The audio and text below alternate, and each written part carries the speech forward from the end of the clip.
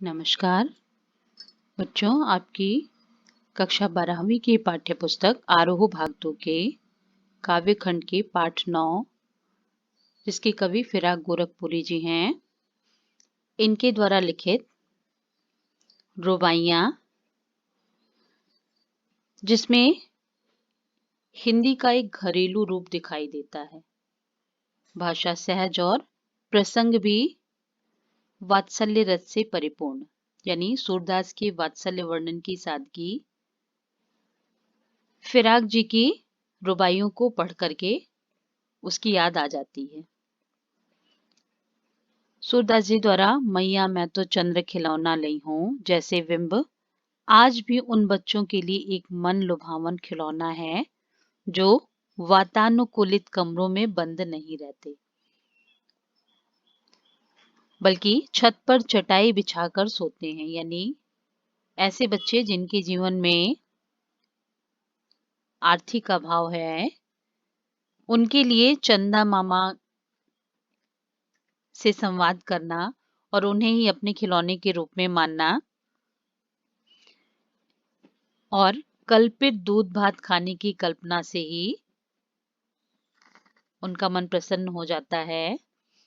और मामा भी तो एक साक्षात खिलौना है बच्चों का, खासकर उन बच्चों का जिनके जीवन में महंगे खिलौने नहीं होते, लेकिन चंद्राभ रिश्तों का मर्म वो समझते। यानी अ, मामा या अन्य जो करीबी रिश्ते हैं, उनकी शीतलता, उनकी कोमलता को वो अच्छी तरह से समझते हैं। यानी एक कठिन दौर है यह, घर लौट बहुत रोए माँ बाप अकेले में, मिट्टी के खिलौने भी सस्ते न थे मेले में। ये पंक्तियां माता और पिता के आर्थिक अभाव को बता रही हैं।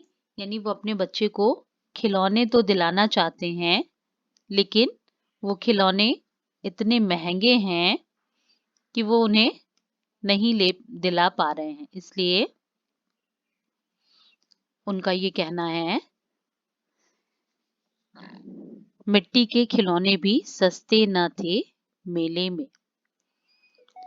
और इनके द्वारा लिखित जो रुबाई आपकी पाठ्यपुस्तक में है, उसमें लुका देना, घुटनियों में लेकर कपड़े पहनाना, गेसुओं से कंघी करना, रूपवती मुखड़ा, नर्म दमक, जिदियाया बालक और रस की जिदियाया बालक, ये सब विलक्षण प्रयोग हुए हैं।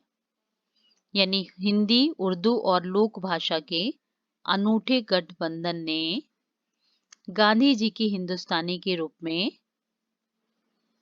पल्लवित और पुष्पित किया है।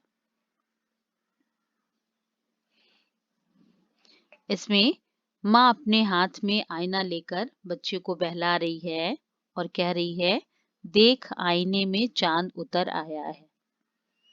यानी उसके पास महंगे खिलौने नहीं है बच्चे को खुश करने के लिए, इसलिए वो अपने हाथ में आईना लेकर के बच्चे को दिखा रही है कि देखो इस आईने में चांद आ गया है और चांद की परछाई भी चांद ही है। यानी उसे कल्पना की आंख से उसे खेलना और खुश होना सिखा रही है। इस प्रकार से इनके द्वारा लिखित इस रुबाई में सूरदास के वात्सल्य की पूरी झलक दिखाई देती है।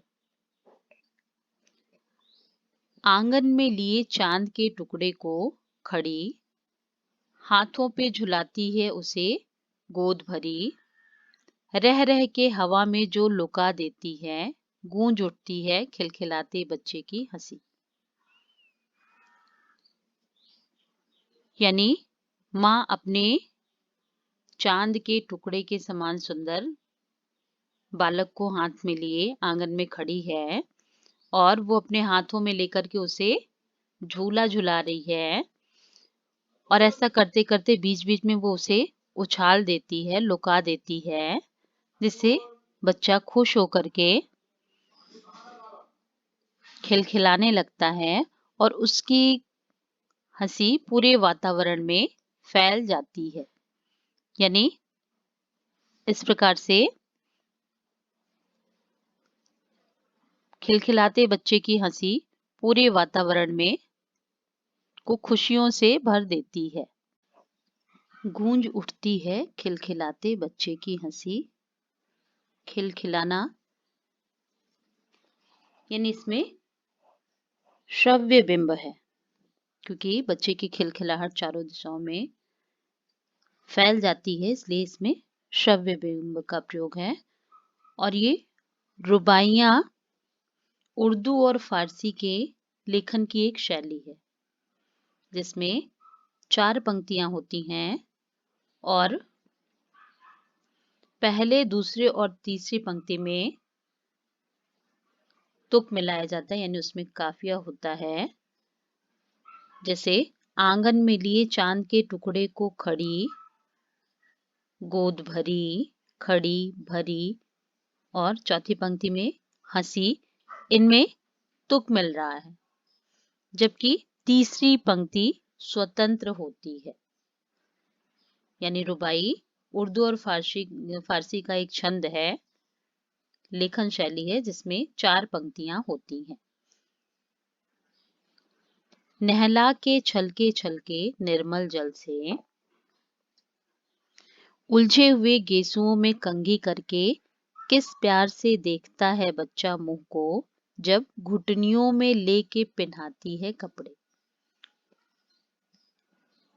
इसमें गोरखपुरी जी ने माँ जब अपने बच्चे को निर्मल जल में स्नान करा रही है और उसके उलझे हुए गेसुओं यानी बालों में हाथों से अपने कंघी कर रही है, अपने हाथों से उसके बालों को सुलझा रही है, उस समय माँ का स्पर्श पा करके बच्चा किस प्यार से देखता है बच्चा मुंह को, यानी अपने माँ के मुख को छोटा बालक बहुत ही प्यार से देखता है जब घुटनियों में लेके पहनाती है कपड़े। जब माँ अपने छोटे बच्चे को, जो अभी अच्छी तरह से चलना फिरना उठना बैठना नहीं जानता, उसे अपने घुटनों में लेकर के बहुत ही प्यार से संभाल करके उसे कपड़े पहनाती है, और उस समय बालक जो माँ को देखता है वो बहुत ही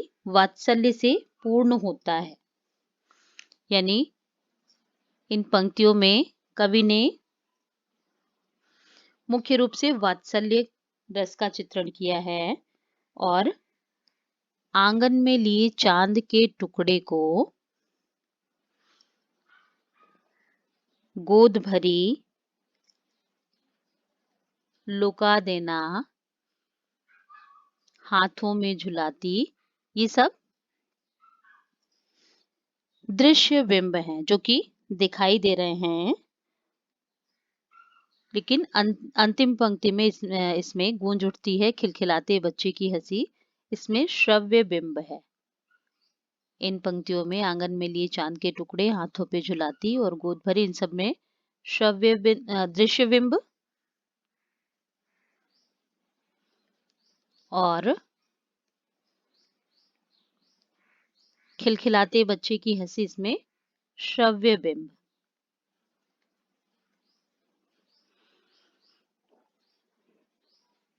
रह रह के, इसमें पुनरुक्ति प्रकाश अलंकार है। पुनः उक्ति, पुनरुक्ति प्रकाश अलंकार, और इसमें उर्दू हिंदी भाषा का मिश्रित रूप दिखाई दे रहा है। छलके छलके, इसमें भी पुनरुक्ति प्रकाश अलंकार है। इसमें माँ के स्नेह का बहुत ही स्वाभाविक चित्रण है, इसलिए इसमें स्वभावोक्ति अलंकार है। वात्सल्य रस की सहज अभिव्यक्ति है, और एक ही वर्ण की जहां आवृत्ति हो वहां अनुप्रास यानी कंघी करके का वर्ण की आवृत्ति, इसलिए इसमें अनुप्रास अलंकार है।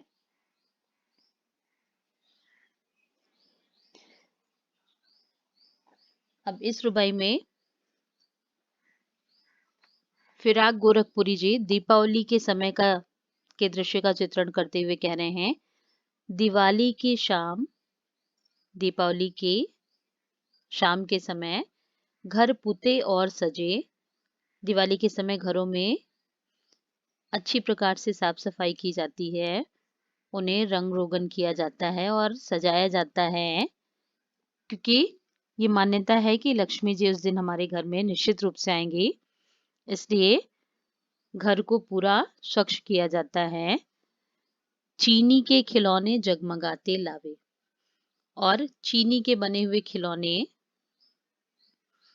और लावा, जिससे लक्ष्मी गणेश की पूजा की जाती है, वो रूपवती मुखड़े पर एक नर्म दमक बच्चे के घरौंदे में जलाती है दिए। यानी एक छोटे बच्चे की माँ जो रूपवती, जो बहुत ही रूप और गुणों से युक्त है, उसके चेहरे की चमक और भी बढ़ जाती है जब वह अपने छोटे बच्चे के द्वारा बनाए गए घरौंदे में, उसके द्वारा बनाए गए घर में दिया जलाती है, दीपक जलाती है, तो उसका रूप सौंदर्य और भी अधिक निखर आता है।